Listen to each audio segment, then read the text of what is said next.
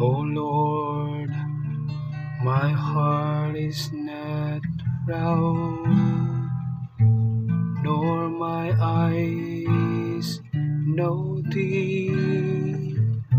I busy not myself with great things, nor with things too sublime for me.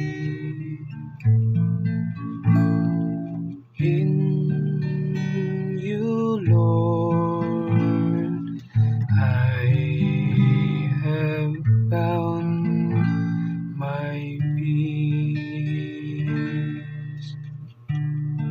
Nay, rather, I have stilled and quieted my soul like a wind child,